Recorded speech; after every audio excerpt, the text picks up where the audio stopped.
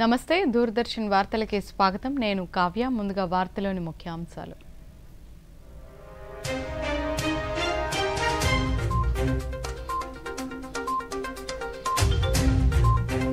డార్జిలింగ్ లో భారీ వర్షాలతో కొండ చర్యలు విరిగిపడి పలువురు మృతి రాష్ట్రపతి ద్రౌపది ముర్ము ప్రధానమంత్రి నరేంద్ర మోదీ తీవ్ర దిగ్భ్రాంతి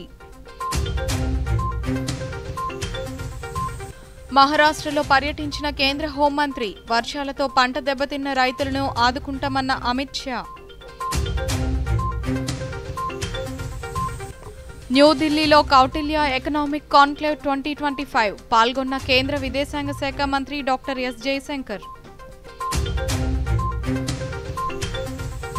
బంగాళాఖాతంలో కొనసాగుతున్న ఉపరితల ఆవర్తనం ఉత్తరాంధ్ర కోనసీమతో పాటు గుంటూరు పల్నాడు జిల్లాలకు రెడ్ అలర్ట్ ప్రకటించిన రాష్ట్ర విపత్తుల నిర్వహణ శాఖ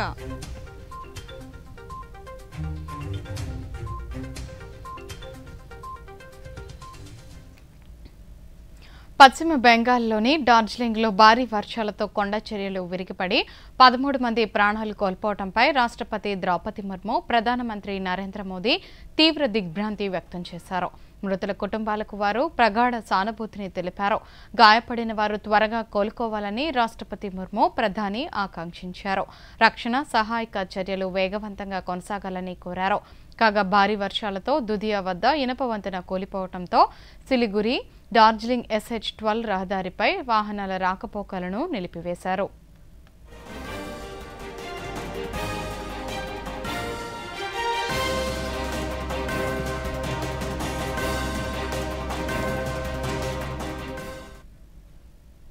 వర్షాలతో పంట దెబ్బతిన్న రైతులను అన్ని విధాలా ఆదుకుంటామని కేంద్ర హోంమంత్రి అమిత్ షా హామీ ఇచ్చారు. రాష్ట్రంలో వర్షాల వల్ల దెబ్బతిన్న పంటలకు కేంద్రం సాయం అందజేస్తుందని తెలిపారు. మహారాష్ట్ర పర్యటనలో భాగంగా అహల్యానగర్లోని డాక్టర్ విఠలరావు విఖే పాటిల్ సహకార చక్కెర కర్మాగార విస్తరణ ప్రారంభోత్సవ కార్యక్రమంలో మంత్రి పాల్గొన్నారు. ఈ సందర్భంగా అమిత్ షా మాట్లాడుతూ ప్రధానమంత్రి మోదీ హయాంలో సహకార రంగాన్ని మరింత ముందుకు తీసుకువెళ్లామన్నారు. అనంతరం ఆయన దేశంలోనే మొట్టమొదటి సహకార కంప్రెస్డ్ బయోగ్యాస్ CBG ప్లాంట్ను అహ్మదానగర్ జిల్లా కోపర్గావ్లో ప్రారంభించారు. भारत में पहली बार महर्षि शंकरराव कोले शुगर कारखाना में होने जा रहा है और ये हम सब के लिए बड़े गर्व का विषय।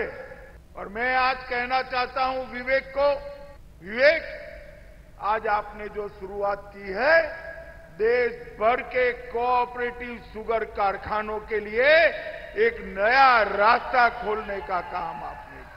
और जब मुझे निमंत्रण देने आए तब हमने इस पर काम करना शुरू किया था और आज मैं घोषणा करना चाहता हूं कि नरेंद्र मोदी जी की सरकार आने वाले दिनों में सिलेक्टेड 15 कोऑपरेटिव शुगर फैक्ट्री को NCDC की सहायता से ప్రపంచ ఆర్థిక విధానం వాణిజ్య భాగస్వామ్యాలు వ్యూహాత్మక దృక్పథంపై కేంద్ర విదేశాంగ శాఖ మంత్రి డాక్టర్ ఎస్ జయశంకర్ భారత్ వైఖరిని మరోసారి స్పష్టం చేశారు.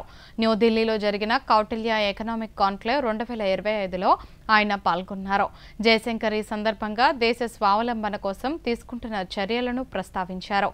అలాగే అమెరికా చైనా సంబంధాలు ప్రపంచ రాజకీయాలను ప్రభావితం చేయబోతున్నాయని ఆయన అన్నారు.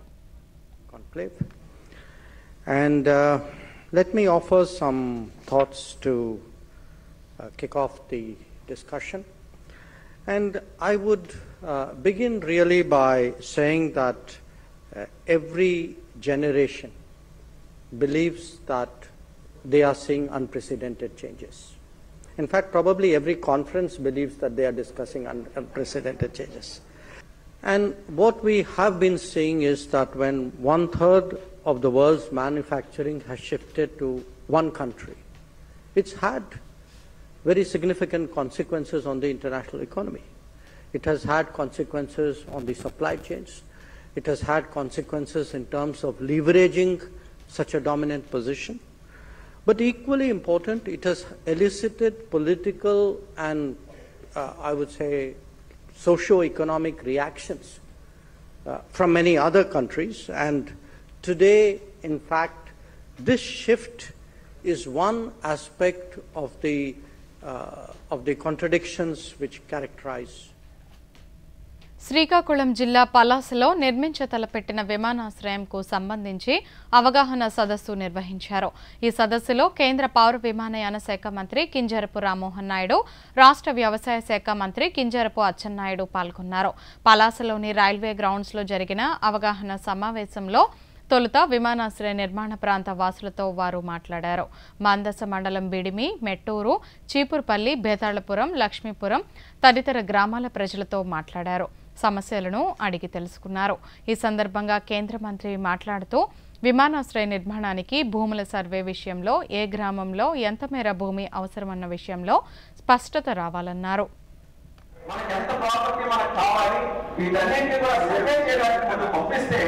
అవగాహన వచ్చిన తర్వాత అందరూ కూడా మళ్ళీ గ్రామాల వరకు వచ్చి గ్రామాలలో ఎక్కడ ఏ రైతులు ఉన్నారో వాళ్ళందరితో కూడా మాట్లాడే ప్రోగ్రామ్ ని మేమందరం కూడా చేసుకున్నాం. కానీ అది రాలేదు. దాని బదులు ఈ రోజు అవగాహన సదస్సు మీ అందరి కోసం మేము పెట్టాం.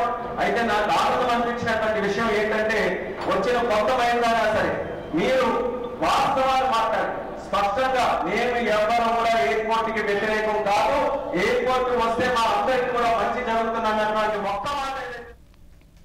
ప్రముఖ పుణ్యక్షేత్రం శ్రీశైలం బ్రహ్మరామ మల్లికార్జున స్వామి దేవస్థానం అభివృద్ధిపై రాష్ట్ర దేవాదాయ అటవీ శాఖ అధికారులతో ముఖ్యమంత్రి నారా చంద్రబాబు నాయుడు సమీక్ష నిర్వహించారు.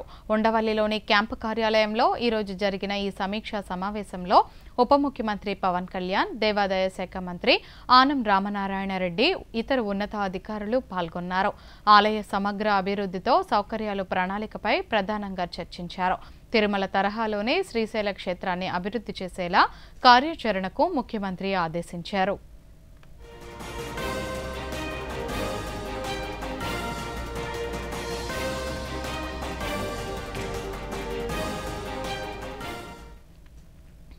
ముఖ్యమంత్రి నారా చంద్రబాబు నాయుడు ఈ నెల 7న తిరుపతి జిల్లాలో పర్యటించనున్నారు. నారావారిపల్లెలో తన సోదరుడి రామ్మూర్తి నాయుడు సంవత్సరికంలో పాల్గొంటారు. ఉదయం తిరుపతిలోని అగ్రికల్చరల్ యూనివర్సిటీకి చేరుకుని అక్కడి నుంచి రోడ్డు మార్గంలో నారావారిపల్లెకు చేరుకుంటారు. అక్కడ పలు కార్యక్రమాల్లో పాల్గొని తిరిగి విజయవాడ చేరుకుంటారు. కాగా ముఖ్యమంత్రి పర్యటించే ప్రాంతాలను ఎస్పీ సుబ్బారాయుడు, జాయింట్ కలెక్టర్ శుభం బన్సల్తో కలిసి ఈరోజు పరిశీలించారు.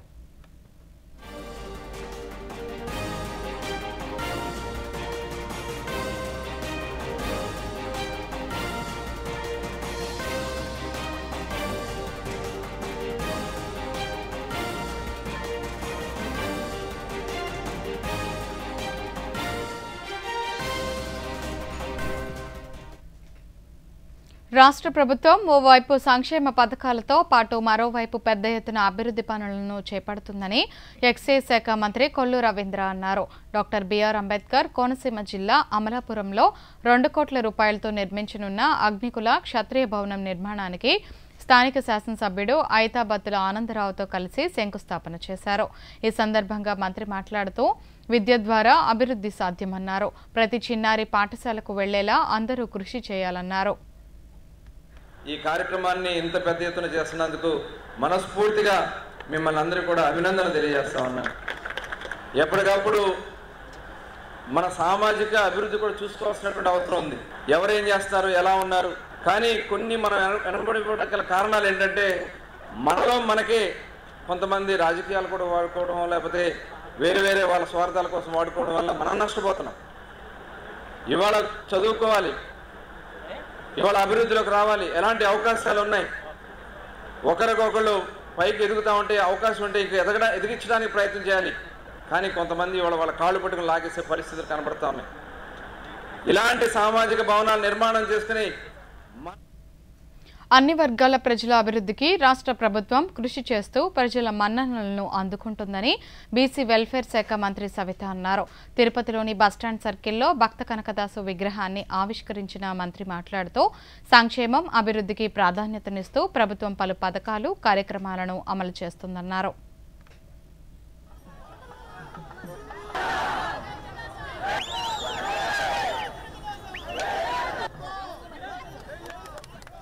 ఒక గాయకుడు మరి అనగానుల జాతుల కోసం మరి దేవస్థానాల ప్రవేశం కోసం పోరాటం చేసిన వ్యక్తి, ఒక సైనికుడిగా ఆ కురువ కులంలో జన్మించిన శ్రీకృష్ణుని అనుగ్రహంతో, కలియు వెంకటేశ్వర స్వామి అనుగ్రహంతో జన్మించిన భక్త కనకదాసు గారి విగ్రహాన్ని ఈ రోజు మన తిరుపతిలో మరి అందరి ఆశీర్వాదంతో, స్థానిక శాసనసభ్యుల ఆశీర్వాదంతో, మరి అందరి ఆరాధ దైవం కనకదాసు గారు ఒక కులానికే కాదు అందరికీ ఆయన సామాజిక న్యాయం కలగాలని కోరుకున్న వ్యక్తి.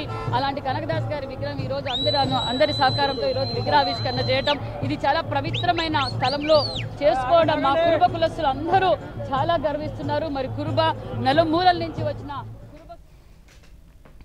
అవుకు రిజర్వాయర్ సమస్యను ముఖ్యమంత్రి చంద్రబాబు నాయుడు దృష్టికి తీసుకువెళ్తానని రోడ్లు భవనాల శాఖ మంత్రి బీసీ జనార్దన్ రెడ్డి తెలిపారు. బనగానపల్లె నియోజకవర్గం అవుకు రిజర్వాయర్ పరిధిలో తిమ్మరాజు చెరువు రివెట్మెంట్ను మంత్రి పరిశీలించారు. తిమ్మరాజు చెరువు కుంగిన తీరు, సంరక్షణ చర్యలపై సంబంధిత అధికారులతో చర్చించారు. ముఖ్యమంత్రి నీటిపారుదల శాఖ దృష్టికి సమస్యను తీసుకువెళ్లి శాశ్వత పరిష్కారం కోసం కృషి చేస్తానని ఈ సందర్భంగా మంత్రి జనార్దన్ రెడ్డి మీడియాకు తెలిపారు. ముందు నుంచి కూడా ఈ యొక్క కట్ట మీద నుంచి చిన్న చిన్న లీకేజీలు వస్తూ ఉన్నాయి. గత సీజన్లో కూడా ఈ యొక్క లీకేజీలు రావడంతో 1 మీటర్ వరకు హోల్ పడి ఆ వాటర్ అంతా కూడా సీపేజ్ వస్తూ చాలా పెద్దగా పెరుగుతూ ఉంది. దీన్ని వెంటనే అధికారుల దృష్టికి వెళ్ళి అప్పుడు వచ్చింది సిడిఓ వాళ్ళు కూడా రావడము, ప్రత్యేకంగా చూసి దానికి ఏ విధంగా అయితే దీన్ని రెక్టిఫై చేయగలుగుతాము అనేటువంటి ఆలోచనతో ఒక రిపోర్ట్ ఇవ్వడం జరిగింది. ఆ రిపోర్ట్ను బేస్ చేసుకునే ఇమ్మీడియట్గా నేను కలెక్టర్ గారితో మాట్లాడి ఏవైతే అత్యవసరంగా నాకు అవసరం ఉన్న నిధులు అని చెప్పేసి డిఎంఎఫ్ కింద ₹1 కోటి శాంక్షన్ చేయించడం జరిగింది. దానికి ప్లగ్ చేయడానికి వీటన్నిటికీ కూడా 68 లక్షల రూపాయలకు టెండర్లు పిలిచాము. ఆ టెండర్లు కూడా అగ్రిమెంట్ కూడా అయిపోయింది. ఆందోళన చెందవలసిన అవసరం లేదు పబ్లిక్ అంతా కూడా. ఈ కింది గ్రామాలు ఉండేటువంటి ఏవైతే అవుగు పట్టణంలో కొద్ది భాగము, సింగనపల్లె, చెన్నంపల్లె, శివవరం ఆ ప్రాంతాలకు కూడా ఇబ్బంది ఏమీ లేదు. త్వరలోనే దీన్ని ఏం చేయాలనేటువంటి దాన్ని కూడా వర్క్ చేసుకుంటూ దీనికి పర్మనెంట్ సొల్యూషన్ కూడా ఇప్పుడు గవర్నమెంట్కి రాస్తున్నాము. వెంటనే నేను మంత్రి గారితో కూడా ఇప్పుడు ఈ యొక్క పల్నాడు జిల్లా బొప్పోడి గ్రామంలోని వెంకటేశ్వర స్వామి దేవస్థాన ప్రాంగణంలో నక్షత్ర వనాన్ని హైకోర్టు న్యాయమూర్తి జస్టిస్ బొప్పోడి కృష్ణమోహన్ ప్రారంభించారు.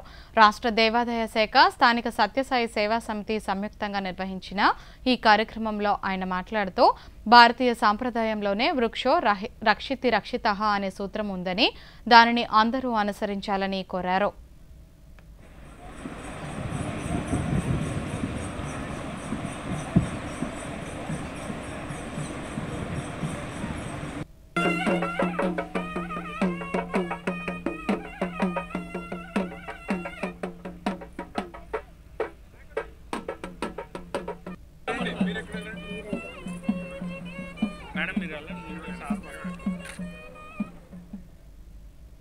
నంద్యాల జిల్లా ఆళ్లగడ్డ మండలం బాచేపల్లి నుంచి అహోబిలంకు 8 కిలోమీటర్ల మేర నూతనంగా నిర్మించనున్న రహదారి పనులకు స్థానిక శాసనసభ్యురాలు భూమా అఖిలప్రియ భూమి పూజ చేశారు.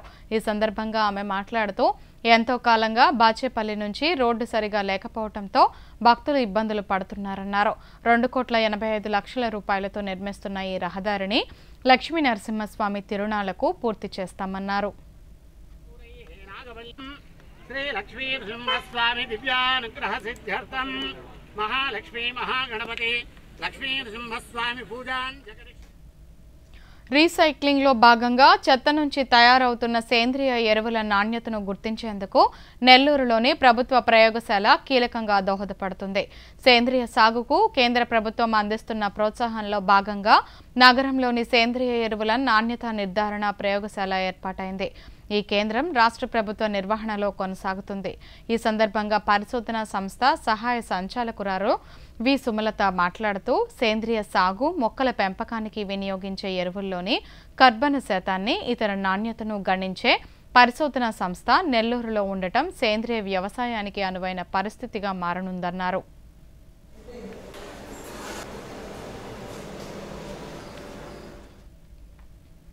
భవానీ నామస్మరణతో విజయవాడ ఇంద్రకీలాద్రి మార్మోగుతుంది.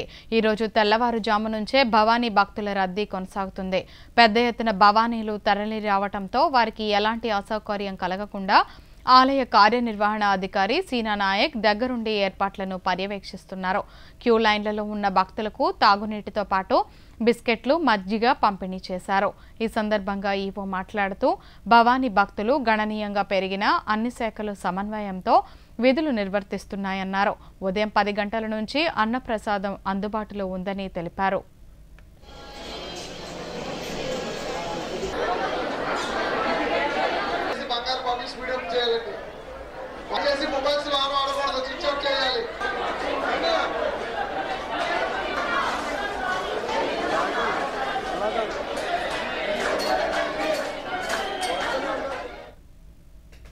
వార్తల్లో చిన్న విరామం. ముద్దు కొత్త కార్గిల చికెన్ అవకాశమా? వావ్, నాన్నకి సర్ప్రైజ్ ఇస్తాను. కొన్ని డీటెయిల్స్ కదా నింపాల్సింది. ఆగు ముద్దు, ఏంటి? ఇలాంటి పాపప్స్ పట్ల అప్రమత్తంగా ఉండాలి. స్కామర్స్ పర్సనల్ డీటెయిల్స్ తో మోసం చేయవచ్చు. ఓ, నీకు అర్థమైంది కదా, రిలాక్స్. కానీ కార్గిల చికెన్ ఉంటే నాన్న హోంవర్క్ చేయమని వారు కాదు. ఆర్బీఐ అంటుంది స్మార్ట్ అవ్వండి, కూల్ గా ఉండండి.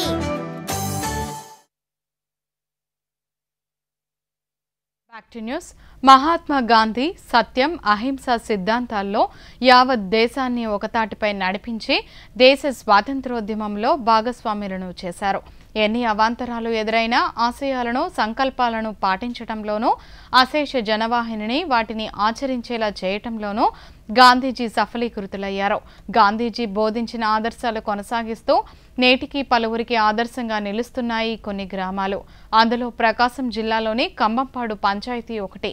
ఈ గ్రామంపై దూరదర్శన్ అందిస్తున్న ప్రత్యేక కథనాన్ని ఇప్పుడు చూద్దాం. పోరాట యోధుల్ని శాంతిబాట పట్టించింది. మరి గాంధీజీ ఆదర్శాలు ఇంకా సజీవంగానే ఉన్నాయనడానికి స్పష్టమైన జవాబిస్తున్న ప్రాంతం ఆంధ్రప్రదేశ్లో ఉంది. 1942 స్వాతంత్ర ఉద్యమం ఉవ్వెత్తిన ఎగిసిన రోజులవి. మహాత్మా గాంధీ పిలుపునిచ్చిన ఉప్పు సత్యాగ్రహం ఉద్యమాన్ని ప్రకాశం జిల్లా నలుమూలలకి తీసుకువెళ్లారు టంగుటూరు ప్రకాశం పంతులు. దేవరపాడు గ్రామంలో ఆయన నిర్వహించిన ఉప్పు సత్యాగ్రహానికి నేటి ముండ్లమూరు మండలంలోని తూర్పు కంబంపాడు యువకులు వెళ్లారు. సత్యాగ్రహమే కాదు, గాంధీజీ ప్రవచించిన మద్యపాన నిషేధం, అధర్మాన్ని నరనరాన జీర్ణించుకున్నారు. అక్కడి నుంచి వచ్చి రావడంతోనే అక్రమ సారా తయారీదారులపైన తిరగబడ్డారు. గాంధీ పేరుతో గ్రామస్తులందరి చేత ఎవరు ఎప్పుడు మద్యపానం ముట్టకూడదని ప్రతిజ్ఞ చేయించారు. పూర్తి స్థాయి నిషేధం విధించారు. ఆ ప్రతిజ్ఞను నేటి తరం కొనసాగించడమే, ఆ నిషేధం ఇప్పటికీ అమల్లో ఉండడమే తూర్పు కంబంపాడు సాధించిన అరుదైన ఘనత. ఇక్కడ మద్య నిషేధం అసలు పూర్తిగా ఏమీ లేదు. నంబర్ 1 అసలు ఎలాంటి, మా చిన్నప్పటి నుంచి కూడా, ఇప్పుడు నాకు 87 years, చెప్పటి నుంచి కూడా చూస్తున్నాము. ఎప్పుడు ఎలాంటి పరిస్థితుల్లో ఇక్కడ అటువంటి ఒడిదుడుకులు ఏమీ లేవు. నేను పుట్టినప్పటి నుంచి నాకు మా మద్యం అని తెలియదు. మా తాత వాళ్ళు కానీ వాళ్ళకి కానీ మా ఊర్లో మద్యం అమ్మటం కానీ కొనటం కానీ ఏం లేదు. మా పెద్దలు మాకు చెప్పినట్టే మా నెక్స్ట్ జనరేషన్ కూడా మేము వాళ్ళకి చెప్పి ఆ నెక్స్ట్ జనరేషన్ కూడా వాళ్ళని ఫాలో అవ్వమని చెప్తాం. ఇప్పుడు ఈ దాదాపు 75-70 సంవత్సరాల నుంచి కూడా ఇక్కడ బెల్ట్ షాపులు కానీ, లేకపోతే ఒక షాప్ పెట్టాలని చెప్పేసి ఎవరైనా ప్రయత్నం చేయటం కానీ అట్లాంటివి కూడా ఎవరు చేయరు. ఇంతకుముందు 1-2 సార్లు ఏదో మునిగినట్టు అనిపించినా పూర్తిగా వాటిని నిరోధించారు. ఇకపోతే బెల్ట్ షాపులు అనేది కూడా ఈ ఊళ్ళో ఉండదు. అసలు మందు బుడ్డ అనేది ఈ ఊళ్ళో దొరకదు. మా ఊళ్ళో మద్య నిషేధం అమల్లో ఉంది. దానివల్ల మేము చాలా సంతోషంగా ఉంటున్నాం. మహాత్మా గాంధీ గారి పనులతో స్ఫూర్తితో మేము ముందుకు సాగుతున్నాం. ఇది మా గ్రామాన్ని పూర్తిగా తీసుకొని ఇంకొన్ని గ్రామాలు ముందుకు వస్తాయని మేము ఆలోచిస్తున్నాం. ఈ గ్రామంలో మద్యం షాపు తెరవడానికి అనుమతులు తెచ్చుకున్న ప్రతిసారి ఊరు మొత్తం తిరగబడి ఏకతాటిపైకి వచ్చి అనుమతులు రద్దు చేయించింది. ఈ కట్టుబాటు ఆ గ్రామాన్ని ప్రశాంత వనంగా నిలిపింది. 90% అక్షరాస్యతను సాధించేలా చేసింది. ఈ గ్రామానికి చెందిన 80% యువత వృత్తి విద్యా కోర్సులను ముగించి ఉన్నతంగా స్థిరపడ్డారు. గాంధీజీ కలలు కన్న సిద్ధాంతాలను ఇప్పటికీ అనుసరిస్తున్న ఈ గ్రామం మరెన్నో గ్రామాలకు ఆదర్శంగా నిలుస్తుంది. ఇప్పుడు నాకు 59 సంవత్సరాలు. 59 సంవత్సరాలు బట్టి మాకు మందు అనేది మా ఊర్లో లేదు. ప్రశాంతంగా ఉంది. అటు రాబోయే కాలంలో కూడా మందులు రావటానికి వీలు లేదు. నవంబర్ 22 లోపు బీహార్ అసెంబ్లీ ఎన్నికల ప్రక్రియను పూర్తి చేస్తామని కేంద్ర ప్రధాన ఎన్నికల కమిషనర్ జ్ఞానేష్ కుమార్ తెలిపారు. ఎన్నికల ఏర్పాట్లను సమీక్షించేందుకు ఈసీఐ బృందం బీహార్లో పర్యటిస్తుంది. ఇందులో భాగంగా పాట్నాలో ఈ రోజు ఆయన మీడియాతో మాట్లాడుతూ బీహార్ అసెంబ్లీ ఎన్నికల నుంచే ఈవీఎం బ్యాలెట్లపై అభ్యర్థుల ఫోటోలు రంగుల్లో ఉంటాయన్నారు. ఏ పోలింగ్ బూత్లోనూ 1200కు మించి ఓటర్లు ఉండకుండా చర్యలు తీసుకుంటున్నామన్నారు. బూత్ స్థాయి అధికారులను గుర్తించడానికి ఐడి కార్డులు ప్రవేశపెట్టినట్లు ఆయన తెలిపారు. पावन धरती पर चुनाव आयोग की तरफ से आप का स्वागत है।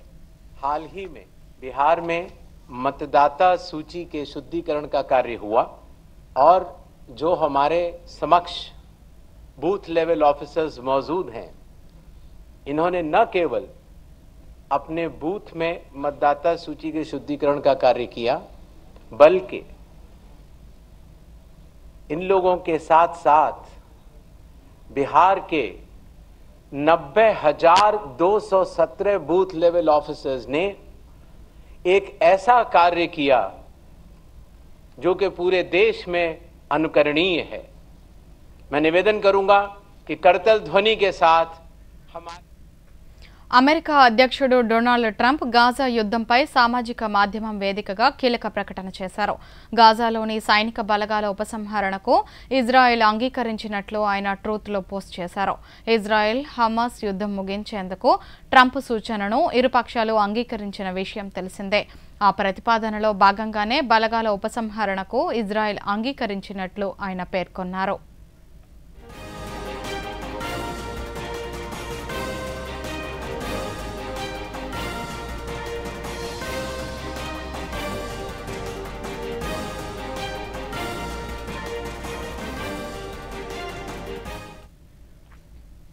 భారత్ వినియోగదారుల మార్కెట్ ఈ నవరాత్రి పండుగ వేళ దశాబ్దంలోనే అత్యధిక విక్రయాలను నమోదు చేసింది. ప్రభుత్వ నెక్స్ట్ జనరేషన్ జీఎస్టీ సంస్కరణల వల్ల పన్ను రేట్లు తగ్గడంతో వస్తువుల ధరలు అందుబాటులోకి వచ్చాయి. దీంతో ఈ పెరుగుదల నమోదైంది. కన్స్యూమర్ ఎలక్ట్రానిక్ దిగ్గజాలైన హయర్, ఎల్జీ వంటి కంపెనీలు డబుల్ డిజిట్ వృద్ధిని నమోదు చేశాయి. రిటైల్ దుకాణాల వద్ద వినియోగదారుల రద్దీ రెట్టింపు అయింది. ఈ రికార్డు స్థాయి అమ్మకాలు దేశ ఆర్థిక వ్యవస్థను కొత్త ఉత్సాహాన్ని ఇచ్చాయి. మొత్తం వార్షిక ఆదాయంలో 40 నుంచి 45% వరకు పండగ సీజన్ నుంచే వస్తుందని విశ్లేషకులు చెబుతున్నారు. ప్రపంచవ్యాప్తంగా సెప్టెంబర్ 17 నుంచి అక్టోబర్ 2 వరకు నిర్వహించిన వికసిత్ భారత్ రన్ 2025 ఘనంగా జరిగింది. Run to serve the nation అనే సందేశంతో నిర్వహించిన ఈ కార్యక్రమం గ్లోబల్ భాగస్వామికి, యువత భాగస్వామ్యానికి ఒక గొప్ప వేదికగా నిలిచింది. ఈ కార్యక్రమంలో 100కు పైగా దేశాల్లోని సుమారు 125 నగరాల్లో పరుగు పందాలు జరిగాయి. ఈ కార్యక్రమంలో విదేశాల్లోని భారతీయ రాయబార కార్యాలయాలు, సాంస్కృతిక సంస్థలు, స్థానిక సమూహాలు కలిసి పనిచేసి జాతీయ నిర్మాణంలో తమ వంతు కృషిని తెలియజేశారు. అర్జెంటీనా, పెరు వంటి నగరాల్లో ఈ కార్యక్రమాలను నిర్వహించారు.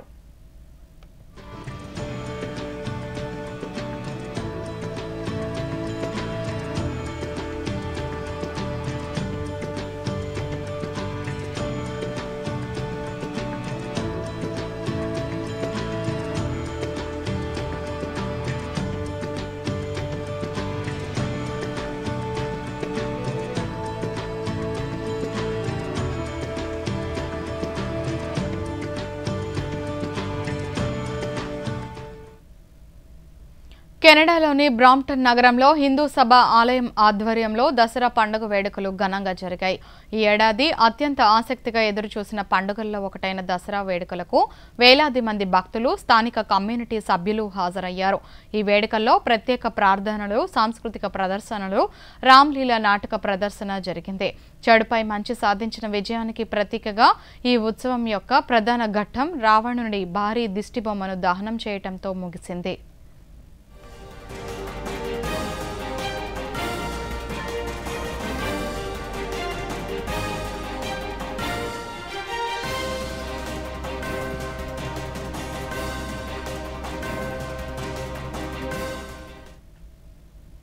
వియత్నాం తొలిసారిగా ప్రపంచ సాంస్కృతిక ఉత్సవానికి ఆతిథ్యం ఇవ్వనుంది. ప్రపంచవ్యాప్తంగా వివిధ సంప్రదాయాల సంగీత సంస్కృతులను మేళవించి ఈ ఉత్సవాన్ని వియత్నాం రాజధాని హనోయిలో ఉన్న థాంగ్ లాంగ్ ఇంపీరియల్ సిటాడెల్ వద్ద అక్టోబర్ 10 నుంచి ప్రారంభించనున్నారు. ప్రపంచ దేశాల మధ్య ఐక్యతను, స్నేహ స్ఫూర్తిని బలోపేతం చేయటమే లక్ష్యంగా ఈ కార్యక్రమాన్ని నిర్వహించనున్నారు. ఈ ఉత్సవంలో పలు దేశాల నుంచి కళాకారులు పాల్గొని తమ సంస్కృతిని ప్రపంచానికి పరిచయం చేయనున్నారు.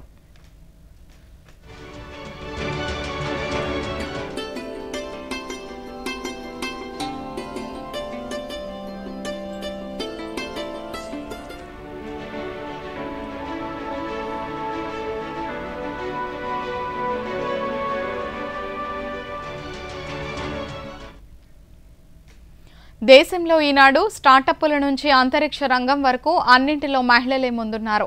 మహిళా అభివృద్ధి నుంచి మహిళా నాయకత్వ అభివృద్ధి వైపు భారతదేశం వేగంగా పురోగమిస్తూ ప్రపంచ స్థాయిలో తనదైన ముద్ర వేస్తుంది. మహిళల సాధికారత ప్రభుత్వం చేపట్టిన చర్యలను ఈ కథనంలో చూద్దాం. हमारी नारी का बहुत बड़ा योगदान है। स्टार्टअप से लेकर स्पेस सेक्टर तक हमारी बेटियां छाई हुई हैं।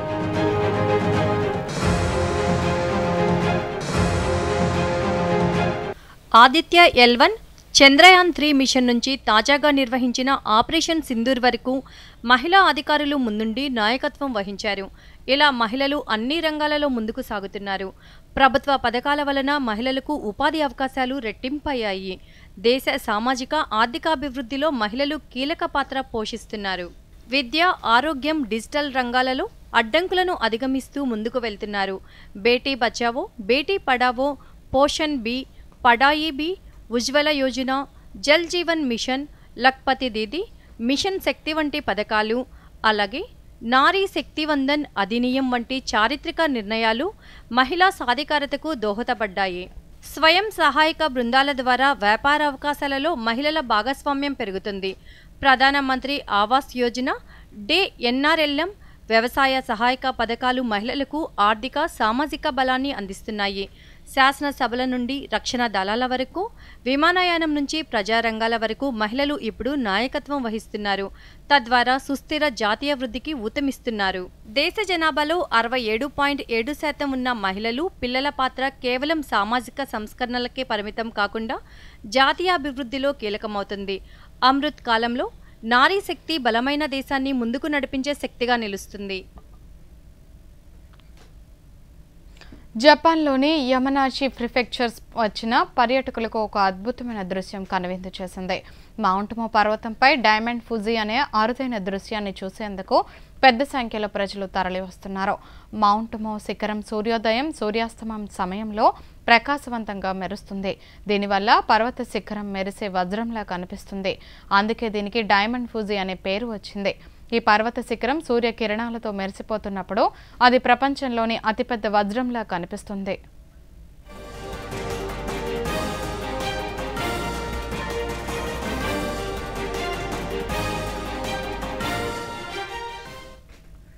వయోవృద్ధుల దర్శనానికి సంబంధించి సామాజిక మాధ్యమాల్లో వస్తున్న సమాచారం వాస్తవం కాదని టీటీడీ స్పష్టం చేసింది. ప్రతిరోజు 1000 మంది వయోవృద్ధులు, దివ్యాంగులకు 3 నెలల ముందుగానే ఆన్లైన్ కోటాను విడుదల చేయడం జరుగుతుందని, టికెట్ పొందిన వ్యక్తికి ₹50 ఒక లడ్డు ఉచితంగా అందిస్తామని టీటీడీ వివరించింది. తిరుమలలోని నంబే ఆలయానికి ఆనుకుని ఉన్న సీనియర్ సిటిజన్ PHC లైన్ ద్వారా ప్రతిరోజు మధ్యాహ్నం 3 గంటలకు శ్రీవారి దర్శనానికి అనుమతించడం జరుగుతుందన్నారు. పూర్తి వివరాలకు అధికారిక వెబ్సైట్ను మాత్రమే సంప్రదించాలని తెలిపింది.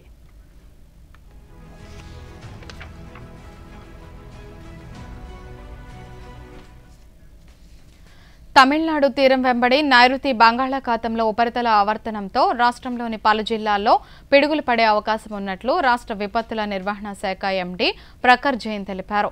దీని ప్రభావంతో కాకినాడ, తూర్పుగోదావరి, పశ్చిమ గోదావరి, ఏలూరు, బాపట్ల, ప్రకాశం, నెల్లూరు జిల్లాలకు ఆరెంజ్ అలర్ట్ ప్రకటించిన అధికారులు ఆయా ప్రాంతాలతో పిడుగులతో కూడిన మోస్తరు వర్షాలతో పాటు ఈదురుగాలులు వీచే అవకాశం ఉన్నట్లు తెలిపారు. అలాగే విజయనగరం, విశాఖ, అల్లూరి, అనకాపల్లి, కోనసీమ, గుంటూరు, పల్నాడు జిల్లాల్లో రెడ్ అలర్ట్ ప్రకటిస్తూ మోస్తరు నుంచి భారీ వర్షాలు కురిసే అవకాశం ఉందన్నారు. పిడుగులు పడే అవకాశం ఉండటంతో చెట్ల కింద ఉండొద్దని సూచించారు.